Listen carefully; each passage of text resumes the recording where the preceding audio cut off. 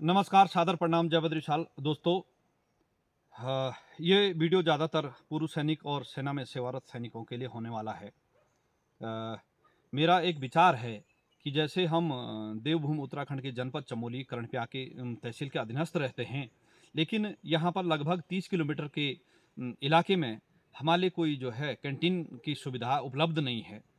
और मैं काफ़ी दिनों से भिन्न-भिन्न पूर्व सैनिकों से मिल के इस मामले में जो है बात करना चाहा, लेकिन हर एक व्यक्ति ने अच्छा सुझाव दिया। लेकिन इस कार्य के लिए किसी न किसी को जो है कदम उठाने की आवश्यकता है।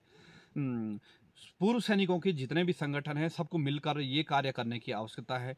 इसमें हमें पूर्व सैनिकों की एक बैठक करनी होगी और इस वीडियो के माध्यम से भी मैं सभी पूर्व सैनिक जो अ, हमारे इस क्षेत्र से रुद्रप्रयाग या जिनको जो है चमोली या थराली या आगे चौखुटिया चारों तरफ से जो है अलग-अलग जगहों में जाते हैं। जबकि ये कर्णप्याग का क्षेत्र ऐसा है कि जो है केंद्र बिंदु है। यदि यहाँ पे कर्णप्याग के इलाके में जैसे गौचर, सिमली या कालेश्वर यहाँ पे ये एक केंद्र बिंदु हैं। यहाँ पर यदि हमारे लिए पूर्व सैनिकों या सेना में सेवारत जो छुट्टी आते-जाते उनके लिए कैंटीन की व्यवस्था हो, तो हमारे लिए एक सुलभ रास्ता बन जाएगा। तो मैं इस वीडियो के माध्यम से सभी पूर्व सैनिकों और उन पे पूर्व सैनिकों और जो सेना के डिपेंडेंट जैसे वीर नारियां हैं, जो परिवार जो है कैंटीन पे डिपेंडेंट हैं, तो उनके लिए मुख्य रूप से होने वाला है। तो मैं ये कह रहा हूँ कि अभी आने वाले 1 सप्ताह के अंदर या दिसंबर प्रथम वीक में हम एक बैठक रखेंगे और उसमें निर्णय लेंगे कि किस प्रकार से जो है यहाँ पर कैंटीन की सुविधा उपलब्ध हो।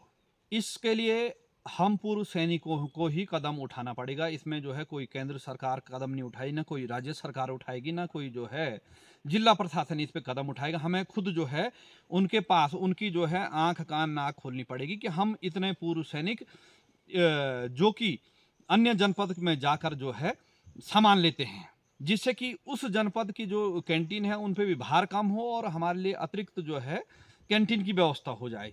इसके लिए जो है बैठक में सारे लोग ना भी आएँ, यदि 50-100 लोग आएँ, माना कि एक गाँव से 2 लोग, 3 लोग भी आ गए, तो वो सारे गाँव के जो है पूर्व सैनिकों या पूर्व सैनिक कैंटीन पर जो निर्भर हैं, उनको जो है सूचित करेंगे। अब उसमें आगे की क्या रूपरेखा होनी है, उसके बाद जो है कैसे हमको जो है कैंटीन की क्या जो-जो प्रक्रिया है वो पूरी करनी पड़ेगी। उसमें दोस्तों आपको विदित है कि हर कहीं पर कार्य रुक जाता है अर्थ पर, आर्थिक पे। यदि हम मानवा किसी व्यक्ति को, किसी पूर्व सैनिक को उस पे जो है यदि उसको हम वो काम देते हैं तो उस काम के लिए भागा-दौड़ी करनी पड़ेगी। भागा-दौड़ी यानी जहाँ भी जाना पड़ेगा, तो उसके लिए जो है अर्थ की आवश्यकता होती है। तो अर्थ हमारा मेरे विचारधारा के अनुसार यदि उस पे डिपेंडेंट जो व्यक्ति हैं या हम जो जितने भी उस मीटिंग में आएँगे या पूर्व सैनिक 100-50 रुपए इकट्ठा करके हम उस कैंटीन को जो है स्थापित करवाएँगे, तो इसमें कोई बहुत बड़ी बात नहीं है कि ये एक जो है पूर्व सैनिक पे 100 रुपया या 50 रुपया जितना भी जो है वो लगेगा, खर्चा लगेगा, तो वो एक पूर्व सैनिक के लिए कोई बहुत ज़्यादा नहीं है। तो इस आने वाले अगले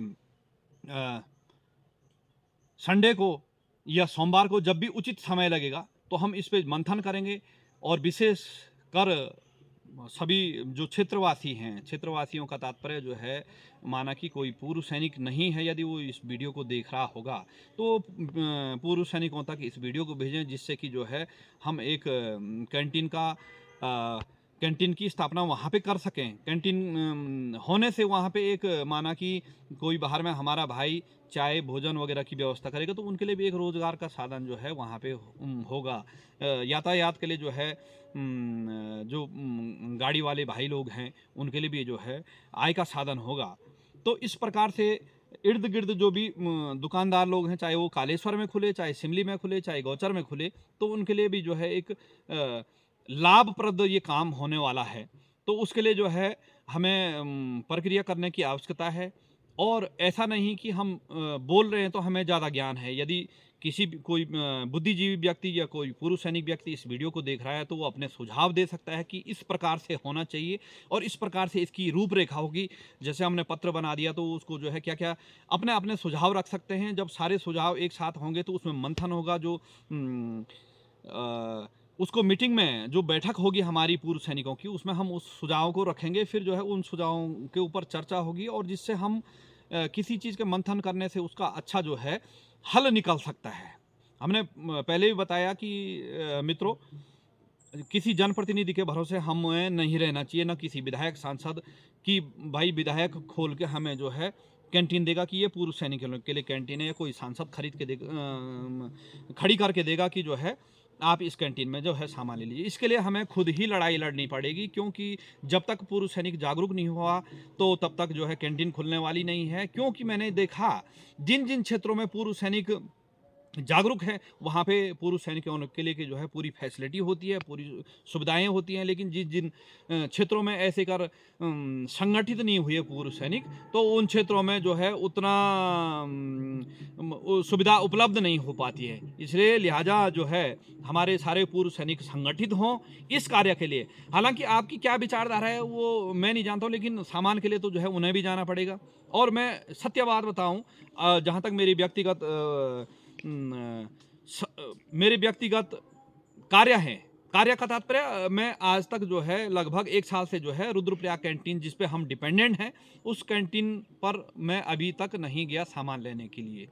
क्योंकि हमारे लिए काफ़ी दूर हो जाता है। फिर एक अलग-थलग सा है, जब सुबह जाते हैं तो फिर वहाँ पे लाइन लगाना वगैरह-वगैरह मुझे उचित नहीं लगता है और मुझे उसमें ज़्यादा लाभ नहीं लगता है कि हम यहाँ से जाएँ और उतना गाड़ी का तेल लगा करके फिर उतना साबुन वगैरह। मैंने एक दिन जो है कैलकुलेशन किया है उसका, तो कुल मिला के जो है वो जैसे नो लॉस नो प्रॉफिट कहते हैं उसमें रहे। इसलिए जो है मैं वहाँ पे लगभग 1 साल से गया भी नहीं। हाँ, कभी इधर-उधर चले गए, यदि देखा तो कैंटीन खुला है, सामान है तो जाने का प्रयास करते हैं, यदि भीड़ है तो फिर भी नहीं जाते हैं।